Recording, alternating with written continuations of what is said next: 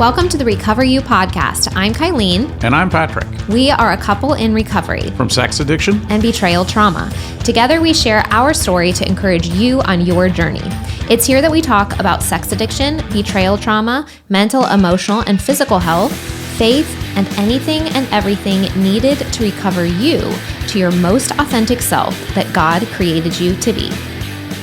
Welcome, everyone, to another episode of Recover You. We are so happy you are here because if you are listening to this episode, you are probably a friend or family member of an addicted spouse, someone that has just confessed or been found out in regards to sex or pornography addiction, and they are navigating recovery, possibly with their spouse. And so you have been sent this episode of how do I support this person? And so if you also need an episode walking through how to support the betrayed spouse, go ahead and check out our last episode because it was all about understanding betrayal trauma and how to be a good support system for that. And today we're just going to focus on supporting the addict. So Patrick is going to do most of the talking today as he kind of walks you through this. And so take it away. All right, here I am. So I actually wanted to,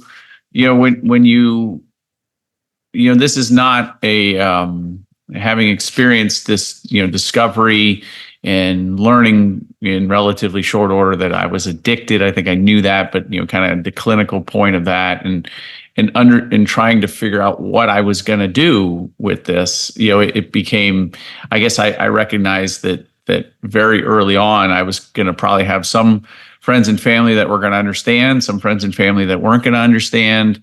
And so what I'd like to do today is hopefully describe what the addict is going through, right? And so I hope that I can articulate very clearly what an addict who's trying to take responsibility is going to feel. But there's very much a situation where you could get into where the betraying partner is not taking responsibility. And I'm going to talk a little bit briefly about what that would. So if you as you're, I think one of the ways to kind of understand the difference there is how they're talking. So the one who's taking responsibility is going to talk about the deep shame they have and what they're going to try to do to make amends. They're going to be like, I really, really hurt this person. You're going to hear those kinds of maybe a lot of crying, maybe a lot of, how could I, and all, what is wrong with me? Like a lot of those kinds of things.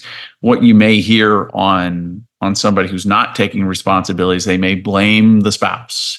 Well, all that person ever does is nag me. Well, they're never around for me. They don't take care of my needs, and here they are, now I'm in trouble, kind of. I do everything I for do them. everything for them. Why don't they trust me?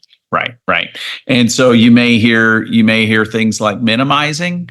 Well, my friend has had 5 affairs. All I did was look at pornography. You may hear kind of a minimizing behavior or a downplaying behavior. So I think what I'm going to try to do is talk through kind of what I was feeling. And I think for most people that are going to receive this, it's probably from somebody that's really taking their recovery seriously. Right. So yeah, and actually, the groups that I lead, I will see these patterns of what I was feeling show up in various behaviors in various ways. So I think the first thing, and this is actually something that keeps you in addiction, but the first thing is deep shame. Deep shame. You are very, very ashamed of what you've done. You can't differentiate between what you did that was wrong versus that you're wrong. So you may hear things like, I am such a horrible person. I am such a, I'm just, they'll really be self-critical. I'm not worthy. I'm not worth it. It'd be better off if she wasn't with me. It'd be, I've hurt my children too bad. I've ruined everything. You know what I mean? Like you'll hear that. That's what I was experiencing was this deep shame, and especially through the process of discovery, there's the pinpoint either where you admit or disclose or you get discovered that happens. But then there's weeks and possibly months that could lead you through a full therapeutic disclosure where things are coming out and the addict is having to come to grips with their behavior over time. And in so many cases, these are things that the addict thought they were going to take to their grave. Right? That's the whole point. Like I'm going to take these things to my grave. No one will ever hear about them. And this process is going to kind of ensure that they're not. So you may have these days where that addict is just feels worse and worse and worse. And you may see it on their, the way they carry themselves. They may have been a very confident person, and now you may see them walking with their shoulders down and their head down and their voice is really low and things like that. So deep shame. They may come with a desire to come clean to everyone. So, like in my case, I went over and your parents knew something was going on, and I didn't give the full story, but I did go over and I kind of talked through what I had done and I apologized. And it was a very sincere belief on my part that I wanted to make sure that it was out there. And then I started telling more people. And at one point you were like, hey, can you stop telling people? And part of it was because I wanted to kind of get it out there. I wanted to get it out there and just say, hey, this is. Well, now just so the whole world knows. So I think we're good on 1.5 million people. Yeah. Yeah. So there was a desire to come clean. I wanted to tell people. And I even thought through, because I think it was like 2 weeks too, when I told Keegan, he knew something was going on and didn't quite know. But then I told him, and that's our son. Yeah. So that there was that, the desire to make amends by doing anything possible, right? So stand on one leg, make dinner, stay up late, be here with me, hold me while like you really kind of you really in a way you subordinate your own needs maybe for self-care and things like that, because you're like, well, I'm such a horrible person. I need to outwork this pain that I have caused. And by self-care, you mean like sleep, right? And things like that. Yeah, maybe you quit exercising because your wife says, I need you here in the morning, and so you don't exercise, and because you're not quite sure how to kind of say, hey, I really do need to exercise. It'll make me feel good. You're not there yet, right? You're not there yet, and so it was a while into it, I think, when I finally said, hey, I need to get some sleep. And because we'd have these tough moments about 9:30, 10 o'clock at night, and we talked through things. And I wasn't, and maybe that was good of me. You can be the judge, but I was like, okay, I'm going to be here. But I remember, I forget what month it was, but I was like, hey, I think that was super late, and it was during an appropriate phase. That's not like setting. How do I say this? The addict setting boundaries is not really appropriate in the beginning phases. The addict making amends, which is exactly what you're talking about, is appropriate. So a lot of those feelings that you're expressing, those are appropriate. Like, let me do whatever it takes. Let me tell who I need to tell. Yeah. Let me make amends. Let me listen to your concerns. When you're triggered, feel free to come tell me. Those are all very healthy things. Mm-hmm. What you're talking about is 9 months in, 12 months in. Let's set some guidelines around these conversations so that we can still have them. I can still be here for your triggers. We can still talk through things, and I can still get sleep and go to work the next morning. Right. Yeah. How do I make sure that the betrayed partner feels safe and is processing what she needs to process, while I'm also getting enough rest to effectively stay in recovery and do the things that I need to do? Yeah. You may find that the person becomes much more spiritual. So you may find that the person starts going to, maybe they always just went to a Sunday morning service. All of a sudden they're in a Wednesday night service and a Sunday afternoon service, and they're in their Bibles when maybe they weren't in their Bibles more. And I think that the challenge there could be is, and it's probably very genuine because they're broken. And I remember feeling deep brokenness in me. I felt like I was just this completely broken person. I was trying to make sense of it, and I was really trying to go through it. I think, there's always almost a point where maybe they could spiritual bypass, and spiritual bypass is like, I'm just going to pray it away, or I'll read my Bible and then I'll be fixed, and things like that. But there's a lot of good that comes from after something like this to go in and read the Bible, provided it's not manipulative, right? But will they pray deeper? Will they cry while they're praying? You might see some of that, and I know that was happening with me. I think every sermon that I sat through, I was crying. You know what I mean, and stuff like that. You were becoming more emotionally present because you were learning how to feel your emotions because you were no longer self-medicating. Right. And so all of those emotions had more freedom to come to the surface and be expressed. Mm-hmm. You had mentioned spiritual bypassing. So an example is that you had a conversion experience within the first month or two of recovery where it was almost like you thought maybe you were saved before, but it was almost like a salvation experience. It was it was a very strong conversion moment for you where it was like really, you felt transformational in the moment. Right. And so the difference is you took that and you used it as a foundation while still engaging in therapy and groups and journaling and all of the therapeutic recovery tools that you needed. And so the potential that can happen is someone can have that transformational experience, that conversion moment, that come to Jesus moment again, could feel very, very strong and then go, well, that's all I need. I don't need to do these other things. And so just sort of being aware that some people take one path, some people take the other. And we do see that when they have that come to Jesus moment, or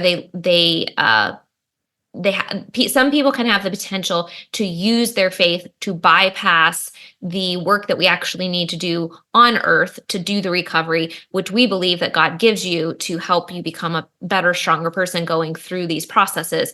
It's a both and situation. And so I think what you're sort of bringing up is don't just fall on one side of the aisle. Right.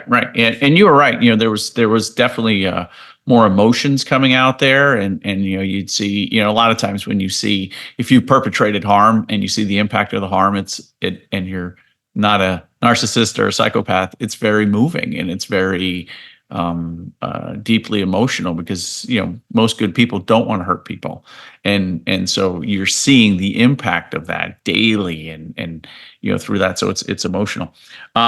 You may actually feel empty because the addiction was actually doing something for you. There was a dopamine cycle, a dopamine hit cycle that kind of happens in there, and about 21 days in, 3 weeks, 4 weeks, whatever, that you may actually go through withdrawal. And so I know in my case, I felt empty. Mm-hmm. And so, and so you may notice that, like, let's say the person's sad, and then maybe the person's different, maybe distant. And so that might be that period where they're going through that withdrawal because it was an addiction. Or even some withdrawal symptoms. Some people can have really significant mood swings where they experience more anger or volatility because, again, what you're saying, like the brain chemicals, the withdrawal symptoms will be different for everybody because it depends on a lot of things. It depends on their physical health and their vitality, sort of their physical and nutrient reserves sort of going into this, what their general tendency with their neurotransmitter balances are. Like, is this somebody that trends anxiety or depression? And then we take this extreme dopamine cascade out of the equation. And then there is a neurochemical and physiological rebalancing that happens. And so in that phase, which is typically the first 3 months or so, you may notice these mood swings. And sometimes for people, it can be even more volatile in terms of like more anger, more heightened emotions. But there could also be that emptiness or depression as well. Yeah. They may feel really free, finally, if this is something that they've wrestled with in secret for a long time, and they're finally getting some help, and they're finally making some connections in therapy, and they're finally starting to understand why they were there and what the path forward is. And it doesn't take long to start to feel a little bit excited about that, and to say, wow, I actually can heal. I understand what this means. These processes work. They look at where this has gotten me. And so with that feeling of freedom they may experience in the household with their partner who they betrayed, that partner is not as excited for them that they're feeling this freedom, and they're feeling, because their partner is not feeling that way. And so you may hear from them maybe a little bit of resentment. I don't know why she's upset at me, because look at, I've stopped the behavior, and I'm going to go ahead and, I'm going to heal, and I'm never going to do it again. I mean, I'm not sure what's going on there. And so I think the reminder is people heal at different paces. There's individual healing, then there's relational healing, and all of these different things. But that the addicted partner, or fairly quickly, could feel a sense of euphoria at the progress that they're having. And what you're saying is it's simultaneous to the betrayed partner just finding out. So it's the moment that the addicted partner finds freedom, the betrayed partner's life is turned upside down. Right. And so that takes a significant amount of time for them to process. Again, you can go back and listen to last week's episode to learn a little bit more about what that feels like for them. But the addicted partner feels really good because they go, I'm finally free, and I'm finally living a life of integrity, and I feel great, even while simultaneously feeling that shame and guilt for hurting their partner. I talked about the person who's taking responsibility, the person who's not taking responsibility, and you may hear a sense of denial or rationalizing, and that may show up like, I'm not as bad as this person who did all these affairs. I just looked at pornography. Why can't she get over this? I loved her a lot. And so your reaction could be a little bit different there. You want to support that. You want to support your family member. And we'll talk about reactions, but you may hear that. You may hear the sense of denial still in there, because denial is one of the nooses of addiction that kind of keeps you there. And so as you hear that, just remember that that's part of that healing process. As they go through the process, they're going to strip away denial. So you may hear that denial as they talk about it. Well, I really, really love this person. And don't they remember that I bought them a nice necklace? I don't know why they're so upset about this, and things like that. It's going to show up in interesting ways, rationalization, denial. You may sense their desire to run away from the pain. I know this was really prevalent in me. Kylene would be better off without me. It would be much easier if we went ahead and moved towards divorce, and then she could get the money, she could get this, she could get that, and she could go on and live her happy life. And you may hear that. You may hear the desire, and you may that could come up quite heavily, and you may actually experience it. You may see them, where they've either checked into a hotel, maybe based on a conversation between them and the spouse, or they may have just done that, anyway, and they're kind of running away from the problem. So one of the things that I have found to be incredibly consistent, and I have, I think, yet to be given an example where this is not the case. But what I have noticed very consistently so far is that addicts almost exclusively have an avoidant personality type. And that's part of what lends towards addiction, because it is a self-medicating pain thing. And so avoidant attachment is the same type of behavior, just manifesting in a different area, which is relational. And so it is, addiction and sex addiction, porn addiction is an intimacy disorder. People don't know how to feel difficult emotions in a healthy way and how to process those. And they don't know when it feels uncomfortable, how to lean in towards relationship, because they're so used to leaning away from relationship and connection. And so part of the recovery process is actually them learning how to lean in and develop that connection and that community, so that they don't need the self-medicating anymore. So what you're talking about in those examples is essentially an avoidant personality type.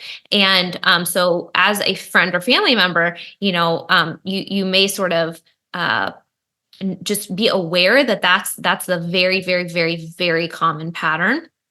And now there's different attachment styles, and they may have a combination, avoidant, anxious, or, different things. But generally speaking, what I have seen to be very true across the board is that addiction and avoidant attachment go hand in hand. The final thing I have is on this is they may be full of fear.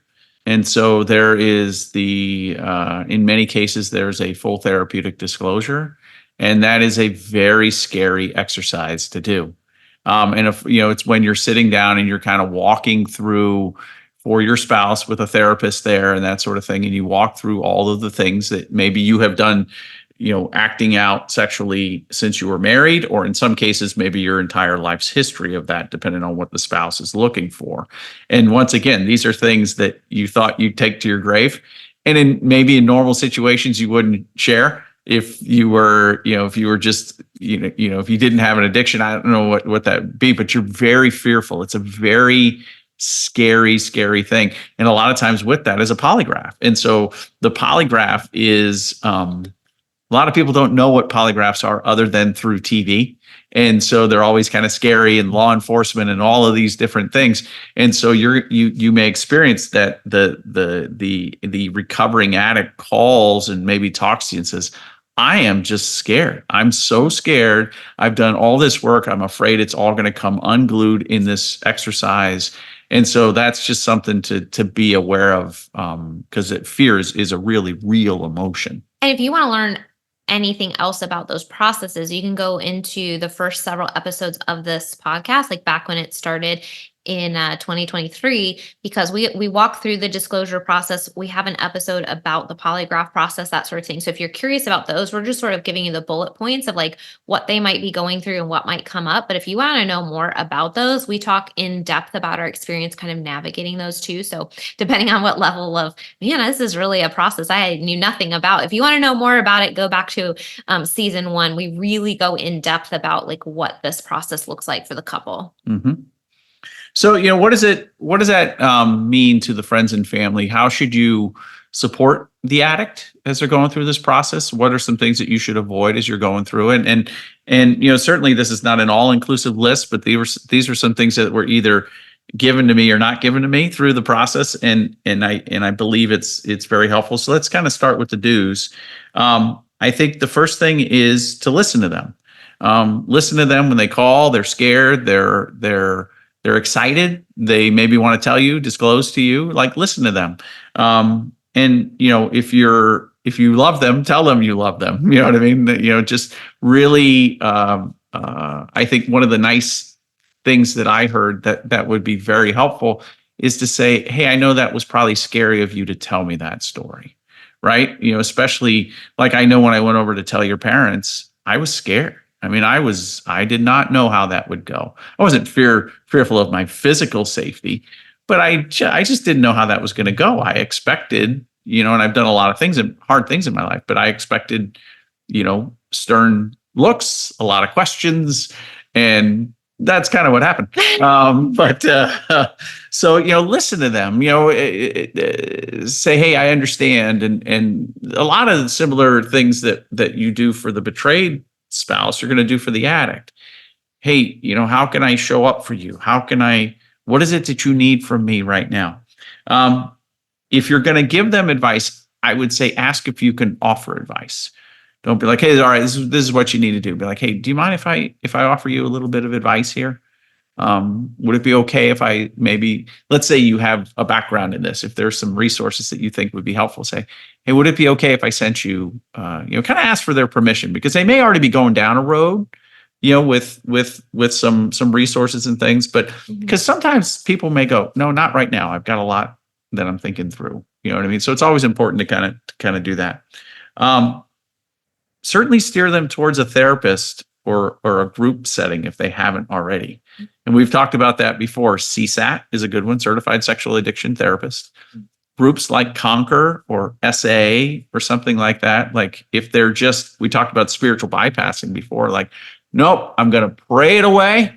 I'm going to read, the book of James, 27 times through, and then, praise Jesus, I'll be healed. And it just won't work that way. Like if you're not hearing that hard, deep effort from them as you're kind of talking to them, don't be afraid to steer them towards those options. Yeah, as a friend or family member of someone who's going through this, I think one of the things to understand that I just mentioned a moment ago is recovery for an addict is really about learning how to connect to other human beings.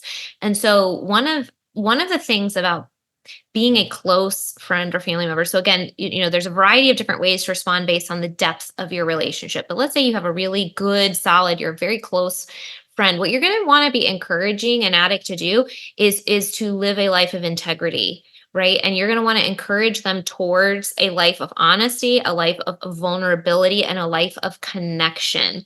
And so that's going to be something where if you see them sort of pulling away, because this is a common thing, whether they have a conversion moment or whether they are doing therapeutic tools and feel really, really good, somewhere between 3 to 6 months is a very popular time for addicts to sort of engage in that avoidant behavior and go, I feel so good. I've done all this work. I don't need to do it anymore because I don't have any desire to go back to my addiction. And so something as a friend or family member to sort of know that maybe you can gently open these conversations if you see this pattern start to happen is that recovery typically takes 2 to 5 years. So, encouraging them to stay in therapy for a minimum of a year, encouraging them to stay in group for, a really long-term, healthy group that's focused on recovery mindset and true healing and not a victim mentality around it and that sort of thing. So just being aware as a friend or family member that recovery for an individual like this is not a 6-month thing. It's not a 3-month thing. And in fact, in some ways is a lifelong thing. We really believe in the trauma model of addiction, not the disease model. So we do not believe that addiction is a disease that you will always have and never recover from and will always struggle with. We believe in the trauma model where there are reasons that they engage in this behavior. Again, that self-medicating aspect and community and dealing with their traumas and their wounds and connecting with those resources can allow that person to get to a place of recovery where they never struggle with it again and they no longer want this thing and it has no power over them. So as a friend or family member, it can be helpful to sort of understand that there's a difference there because you might be very familiar with the disease model, which is really prevalent in culture. An addiction is just something that once you are, a diagnosed addict, essentially, this is something that's going to be with you forever. And there is another way of healing. And so being aware of that as a friend or family member to encourage the person to stay in community, to stay in vulnerability, to stay in connection, and that, just reminding them like you totally have the ability to heal, and pushing them towards those resources. I think that's someone that is a close friend or family member and has a positive, solid relationship can kind of push those things for sure. I think if you're a couple more here, if I talked earlier about the addict will have this desire to make amends, and maybe people will push that addict to go public. We've talked about this before. At some churches, when it comes to sexual sin, will say, "All right, we need you to stand up in front of the church and say stuff." I think because of the strong desire to make amends, people will make that decision to do that before they've gotten into any sort of healing, before they've been able to kind of understand what's happening with their behavior, and it may lead to further hurt. So I think we have to protect the addict through these things from being too vocal with things. And now they should be sharing with their wives as to what's happened. They should be answering their questions. But 3 months in, if they're going to go stand in front of church, that's probably not appropriate. Maybe once they've got a year under their belt or a year and a half, and maybe they're running a program or whatever, and they want to go make an announcement on that, maybe that's appropriate. But it's just, I think we have to be mindful of there's some unhealthy patterns that are there and we have to protect them. We have to look out for them and say, hey, before you go on social media or whatever and talk this through, let's, oh no, I'm healed. You'll hear people, even the betrayed may say, oh no, I'm good to go. I'm going to go ahead and talk about it. Like, slow them down a little bit. Yeah. And I think, again, kind of as the family member, understanding that shame is often what is really prominent. You had mentioned that earlier. It's really prominent in the cycle of addiction, and it's often what keeps people in addiction. And so in recovery, being very mindful of things like that public shaming sort of aspect that might bring shame with it. Like on the surface level, you might go, oh no, that's just taking responsibility and da, da, da. It's actually a very shaming process when you hear churches have people stand up and confess publicly to having an affair on their partner and that sort of thing. It's just not helpful towards the actual reconciliation for the couple. It's not helpful for relationship dynamics in the church. It doesn't encourage other congregants to come forward because they're afraid that that's going to be, what happens to them. And so it's actually a shame-inducing thing. And so as a friend or family member, being aware that yes, you want to push and encourage and help them to live in integrity and to take responsibility and to at some point be able to share their story in a healthy way and to utilize it for healthy purposes in their life. But as they're going through this recovery process, you always want to ask the question, is what I'm saying or is what this person doing more shame inducing than shame healing? Mhm. Yeah, I think that's really good. I think we want to affirm them, but not their behavior. So you want to affirm the person who is the addict. Hey, listen, you're not a bad person. Yeah, you did some things. You did some things, and I'm going to stay here with you, and I'm going to help you through this, and while you go through these processes, and I'm going to be there. But you're not a bad person, and so you want to keep affirming them. And it's the difference between shame and guilt. Shame is I'm a bad person, guilt is I did something bad. We want to move people towards the guilt side, right? It's okay to feel guilty about what you've done, but so you want to really take the time to affirm them. And with that, you want to encourage them. This will be hard, but I know you can do it. I've seen you do hard things before, or I know that that you can get through this process. And I know, you know what I mean? So I think you really want to take the time to encourage them through this process, because it's hard. I know myself, I was willing to do anything. I looked at an entry in my journal from 3 years ago, and it said, "This isn't hard on you. This is hard on them. So man up for it." It's actually what I said, and that's actually probably really good, right? But it is hard. It was hard on me. You know what I mean? And to minimize what was going on. So you want to encourage them through this process and say, "Hey, you're going to have some ups and downs, but I'm going to be here for you." That sort of thing. And then, like we said in the previous episode, you want to ask how you can help. How can I show up for you? Do you want to get on the phone weekly? Do you want to have coffee every Saturday morning so we can just kind of talk through this? Like you want to really ask how you can help. Sometimes the person may say, "Hey, when I call, I just need you to listen." Then go ahead and try to do that for you. Or, "Hey, would you mind, being my accountability partner?" They may say, "I'm going to put, some sort of software on my phone and my laptop. Would you mind being my accountability partner?" That's a real thing that comes with sex and porn addiction. So that's really, really important. Anything else you want to add on the do's?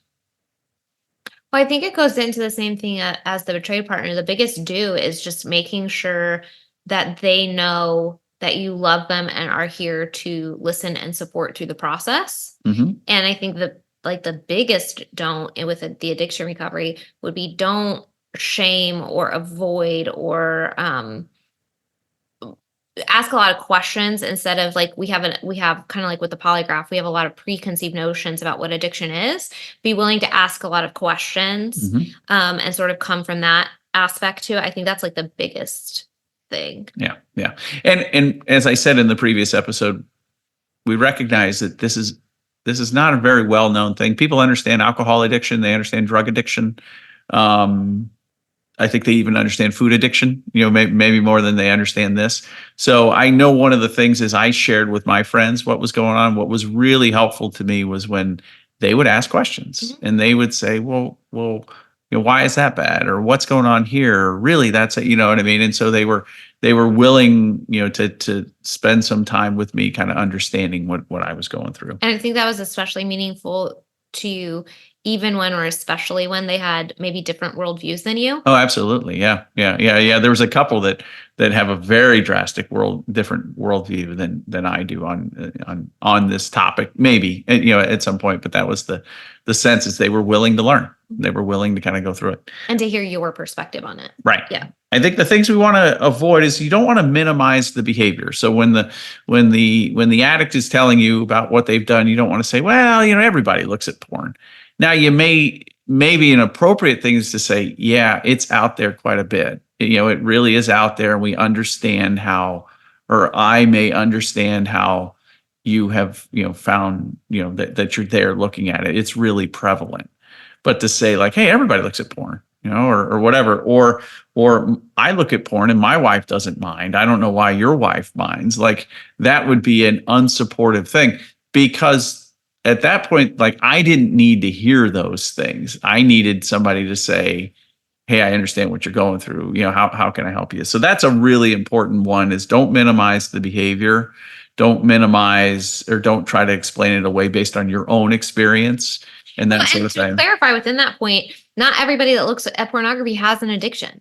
So when somebody is coming at you from the perspective of like, this is something that I've really struggled with to the point that I've taken tests and I hit all the hallmarks of like this being a legit addiction. This is something for me to overcome in life. Take the perspective of maybe something that you do understand addiction with, like drugs or alcohol, and think, how would I maybe approach that situation? Because alcohol may not be a problem in your life, but it is in that person's life. Right. One of the things I heard that was unhelpful was, well, I think the biggest, thing that you had going on was you spent money on it. Like, well, no, money was part of my addiction, but it was the pornography. It was the pornography. It was all right. It was the infidelity. It was all those things. Right. Yeah. Certainly, there are people who don't spend money on it, and I get that. But it was the manipulation. It was all of those things. If somebody is going through something, be careful about maybe the jokes you say or the memes you send or whatever. So like here would be a good example. If your friend or your family member is going through this process, is healing from sexual addiction, be mindful of the memes you send out. I remember being very on edge and very heightened. I actually had a friend who was making a joke and it was inappropriate. And I actually had to come on to the text string and be like, guys, I'm sorry, I can't be a part of that joking, because I was like, like it was like out of control. And think about it this way, like if your friend's trying to recover from alcoholism, are you going to invite them to the bar? You're probably not going to do that. I would imagine you won't do that because you kind of understand that. The same thing goes for sexual addiction. There's this person is trying to make sense. This person is trying to say, okay, what are my patterns? What do I need to lock down? What do I need to be better about? And it can be very confusing. So just be mindful of that and try not to make it more confusing and triggering. Well, and just for anybody listening, the fact that you're listening to this means that you want to be supportive. That's right. And nobody expects you to be perfect. Nobody, like, mistakes will be made, a comment will be made or something, and that's okay. Just again, the fact that you're listening and want to be supportive, the person that sent you this is so appreciative of that. And so since you are listening, we're just sort of giving you these ideas of like what to sort of just be aware of, right? Like we don't want you to walk on eggshells around them, especially as they get into real recovery. Their resiliency towards things builds up. In the first like 6 months to a year, though, they're incredibly sensitive about all of these things. And so just maybe think through, like if you're really close to someone and you're going to be calling them or texting them or anything like that, like what are the doorways, right, that lead or contribute to this type of behavior? So for example, we've talked about qualifying a lot. Like you don't want to go, oh, well, you were engaged in cyber sex, like still picture pornography, like that's not bad, right? Like, so not saying things again that minimize or that have anything to do associated with sexual acting out, masturbation, strippers, pornography of any sort, affairs, cheating, like all these sorts of things. Just being really aware of your conversation and thoughts around that, because those are topics that could be incredibly triggering for someone who's in the beginning stages of recovery. Right. I think, sometimes when you're supporting a family member or friend through this who was an addict, you may hear them talk about their spouse's reaction to it. So there could be anger, there could be, like in our case, you took a hammer to the laptop, and the addict may need to tell you those stories because it's important as they're processing through. So it's always encouraging to not judge the spouse's response. That's actually not helpful. It's not helpful to like if I was telling that story, it would be like, well, she shouldn't have done that. Like, well, let me tell the story. Like I never blamed you for taking the hammer. I actually thought it made me feel good, right? I remember the relief I felt when you did that.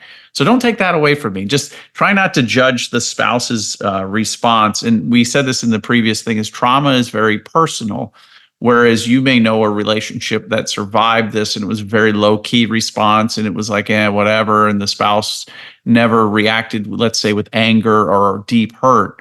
Don't compare it to that. Trauma is very, very personal. And that spouse is bringing their own family patterns into their response to this addictive behavior. Their family patterns, their trauma history, their faith beliefs, their worldview, all of that plays into how a couple navigates the situation. So again, like we talked about being like a safe friend in the previous episode, and the same thing is kind of what we're talking about here, is there's going to be a big spectrum. And your worldview can be different, and safety in conversation means that you allow people to sort of express their perspective, and you're just asking questions about that. You're interested in it, and in a deep friendship, you can share both ways. But especially when somebody's recovering from something that they consider to be as serious as an addiction, and it's causing rifts and problems in their relationship, just being more sensitive to the fact that listening and asking questions is going to be the most supportive thing there. Right. And I think finally,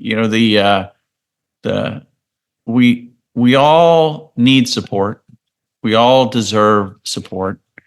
You may actually, when you hear this behavior for the first time from the addict, you may be angry. You may be really angry. It may shock you, and you may go, and you may actually be mad at that person. And that's really okay. But remember, these are human beings, and it might be a betrayal for you to hear this. That's right. It may be very, very hard for you to hear this, because maybe you held this person in high regard. Maybe you get a detail that is very, let's say, maybe triggering for you, right? That you couldn't believe. And so, but just remember, these are human beings, and they're trying to heal, and they're trying to go down the road. The one thing I would say is, and I was thinking about this a little bit, like if you have let's say you have a son who's an addict, who's not taking responsibility at all, and you're the dad or you're the parent or whatever, you've got to find your own way. But there might be a way, if you hear deep lack of responsibility and deep lack of accountability, where you might need to say, hey, do you believe you're taking responsibility for this? Do you believe your reaction is the best towards healing your relationship? Like, that's a hard one. I'm throwing that at the very end, because that could be really hard to ask. Sometimes, like, go ahead. Yeah, that's sort of what I was mentioning at the end of the betrayal episode, is like when you have a really close, really safe relationship with someone, prompting them to go to therapy, prompting them to, take responsibility for their behavior, that sort of thing. And so I think the same thing is true here. Depending on the closeness of your familial or friend relationship and the safety that is developed there and the trust that is there, that's more when a little bit of pushback, if healing isn't occurring, might be appropriate in some situations. And again, there's a timeline, right? Like in the first 3 to 6 months, there's so much shock. There's so much figuring out. There's so much like, who's my therapist going to be? Where is there a group? Like, what's going to happen in my relationship? How do I manage this? Everything in their house is chaos, absolute chaos. If they're like a year in and they haven't seen a therapist, that might be a good conversation to have. Yeah, exactly. If they're a year in, they don't have a support group and they're not connecting to people, and, they're sort of glossing over some stuff, that might be a good conversation to have. Now, the likelihood is that if somebody's sending you this podcast, they're doing the healing work. So it's probably not you. Yeah. But if you ever come across anybody else, right, just be aware of these patterns and these behaviors. Yeah. And certainly through this recovery process, there's a lot of ups and downs, emotions on everybody's part. And so I think for the in-laws and for the parents, there's that worry that you have for your children that can really, really kind of sit with you and things like that. And just understand that the process itself can take 3 to 5 years to heal. So understand it's not a quick process. Mm-hmm. And so I think that's the other thing, is be patient, be there for the long haul, continue to check in, kind of keep going that route. But, as you said at the end of the previous episode and this one, you're getting this episode because your family member or loved one is interested in healing. They're listening to resources. They're going down a particular road, and they're trying to find ways to have you support them. So hopefully this was helpful. Yeah. So thank you for being the person that is willing to listen to this and to learn about something that might sound scary or might sound different or might sound totally weird, or maybe you don't understand it at all. But you were willing to go through this podcast and learn a little bit and learn how to ask some questions and be there. So if you got to this point in the podcast and you are a friend or family member of an addicted spouse, thank you so much. I know that you are a valuable connection in their life, and they appreciate you so much. Woohoo! If you're listening to this, it means you've made it through an entire episode. Part of recovery is spending time engaging in healing and self-growth activities. We are thankful that you chose our podcast to be one of those activities today. Make sure you reward yourself for that accomplishment. If you've enjoyed this episode or this podcast, we would love to hear from you. Please take just a few moments to leave a rating and review, letting us know your experience with Recover You. We not only love hearing how these episodes are helpful, but ratings and reviews help others just like you who are searching for recovery information and support find the podcast too. We can't wait to hear from you. See you next week.